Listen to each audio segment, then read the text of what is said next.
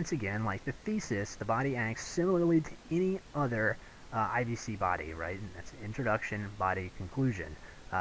So first transition, when you very first sentence, you need to link it back to your thesis. You need to link it back.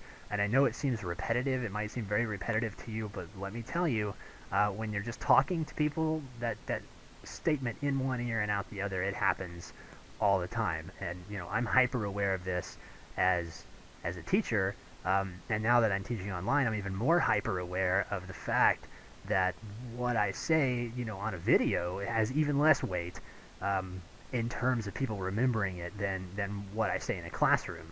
So it even goes further than that. So you have to remember that when people are listening to you, and especially if you're doing the online thing, remember we talked about early in the class, we basically talked about the medium and how speaking changes when technology happens. So remember, you're speaking on a video, so you need to be extra clear so that people will really listen to you.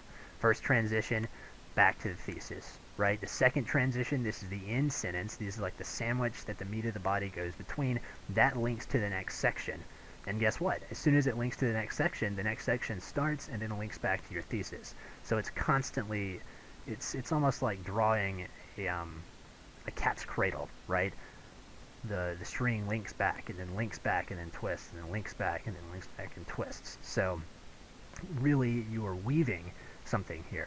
And then finally the middle consists of, we all know this, claim, fact, and support. However, unlike informative body sections, you must make extra sure that your speech's body section is making an argument.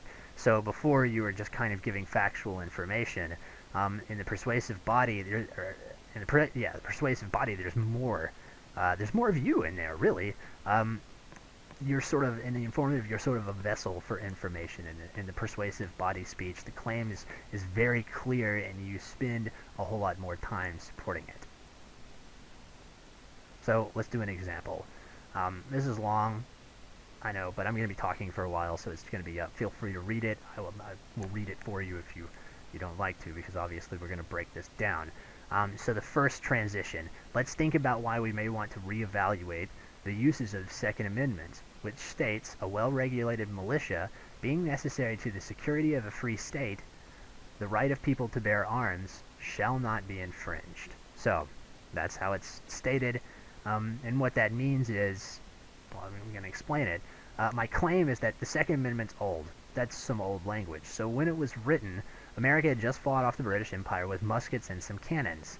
The Second Amendment ensured that future generations could also fight off tyranny should they need to. This is why arms are included in the amendment.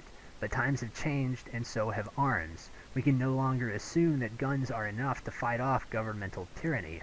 Even the largest gun cannot go against jets, missiles, and tanks. Every person in this nation could own 10 guns, and should it turn on us, the government would have no issue subduing a gun-owning populace. The fact that I'm going to transition to is the definition of arms has changed in the last 300 years. So my support.